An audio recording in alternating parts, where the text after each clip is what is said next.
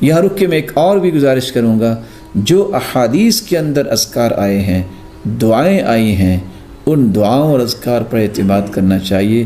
خود گھڑ گھڑ کے اور بناوٹی خوابیں اور اس طرح کی باتیں کہ اللہ کے رسول آئے اور انہوں نے یہ کہا خواب میں کہ یہ پڑھو، اللہ کے رسول کے پاس تو اللہ ذوالجلال کی کوئی وحی اس وقت نہیں آئی۔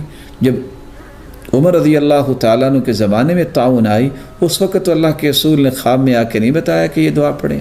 جو سکھا کے گئے ہیں ان پر اعتماد کیجئے، ان کو یاد کیجئے، ان اذکار کو لیجئے اور ادھر ادھر کی باتوں میں اپنا وقت ضائع نہ کیجئے۔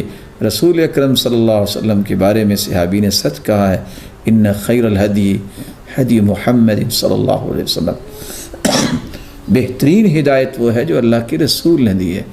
حدیثیں آ چکی ہیں، قرآن موجود ہے، اس سے بڑی کوئی نعمت نہیں ہے۔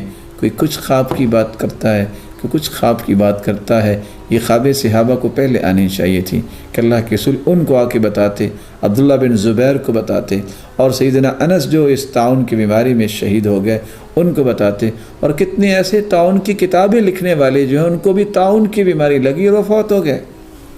اس لیے اس طرح کی باتوں پہ توجہ نہیں دینی چاہیے، توجہ قرآن پہ دیں اور حدیث پہ دیں، اور یقین کر لیجئے میں اور آپ مسلمان ہیں، اور مسلمان بزدل نہیں ہوتا، وہ اس قدر خوف نہیں اپنے اندر پیدا کرتا جو اللہ کا خوف ہونا چاہیے۔ اسے موت کا اور بیماری کا خوف نہیں ہوتا، اس کا یقین ہوتا ہے اللہ پر کہ میرا رب میری حفاظت کرے گا۔ اور اللہ ذوالجلال فرماتے ہیں انا عند ظن عبدی بھی، جس طرح میرے بندے کا مجھ پہ گمان ہوگا میں فیصلہ ویسے کرتا ہوں۔ اے اللہ ہمیں یقین ہے کہ تو ہم سب کی حفاظت فرمائے گا، اور تو حفاظت فرما میرے مالک، ہر ایک کی حفاظت فرما، اور جو بیمار بھی ہیں ان کو تو صحت و عافیت سے نواز۔ وآخر دعوانا ان الحمد للہ رب العالمین۔